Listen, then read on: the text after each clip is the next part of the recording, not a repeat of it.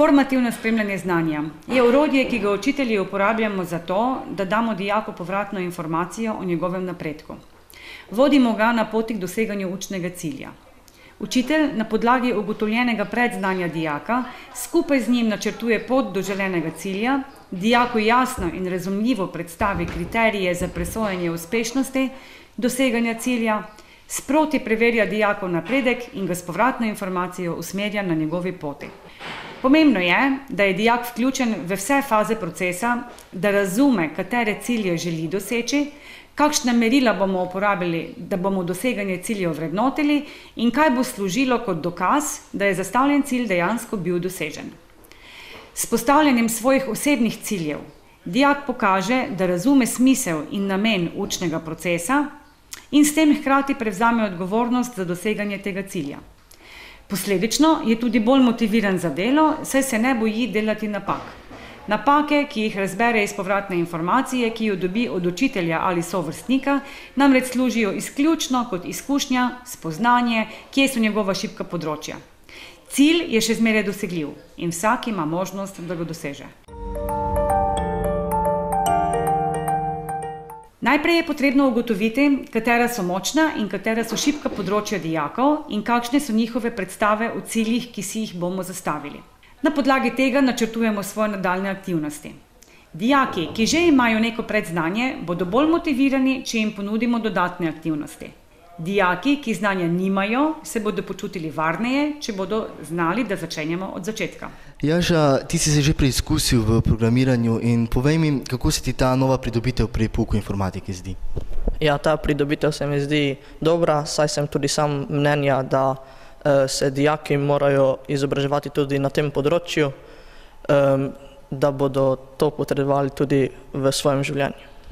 Že si se nekaj preizkusil s temi algoritmi, že si nekaj z njimi počel, nam boš mogoče razložil kaj, kako? Ja, naredil sem že program v programskem jeziku C#. Program deluje v konzoli. Program je za računanje s števili od 1 do 10, omogoča operacije seštevanja, odštevanja, množenja in deljenja in je primeren bolj za mlajše otroke, ki se učijo računati.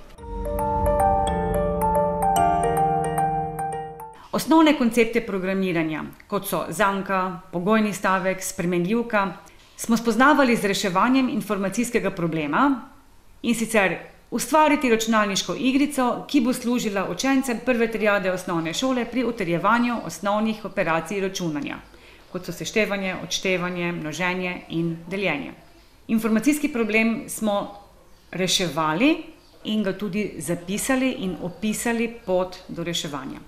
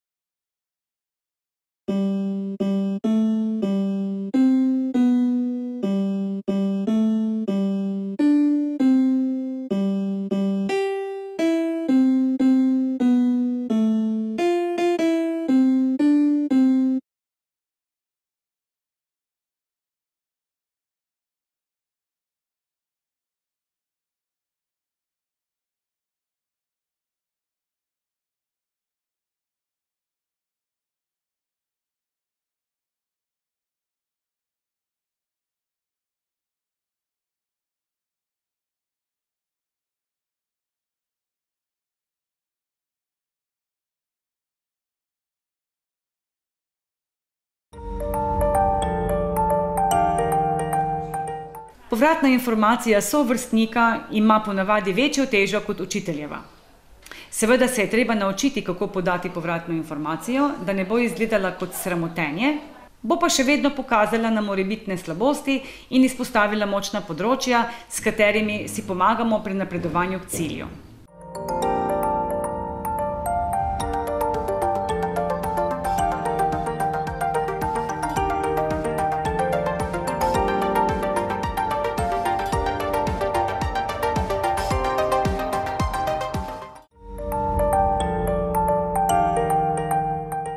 Na podlagi predstavljenih kriterijev in točkovnika je povratna informacija učitelja dragoceno orodje za vrednotenje končnega izdelka. S povratno informacijo ima dijak možnost pomanjkljivosti popraviti, dodelati in na ta način tudi izboljšati končno vrednost svojega izdelka in nedvomno dvigniti nivo svojega znanja. Pri projektu mi je bilo najbolj vredno, da smo se naučili delovanje programov LibreOffice in Scratch, in sicer, da smo s tem dobili znanje za prihodnost, da bomo lahko tudi sami delali z tema dvema programoma. Hkrati smo dobili tudi učne navade in vztrajnost, ker smo morali toliko delati z projektom. Tudi sami smo se mogli organizirati in pri tem dobili samostojnost. Pri tem smo se pa tudi naučili načrtovanja in razčlembo problemov. Najtežje mi je bilo sestaviti igrico, ker smo sploh morali dobiti idejo, kakšna bo igrica, da bo zanimiva, da bo program deloval in da bo sploh uporabna in poučna.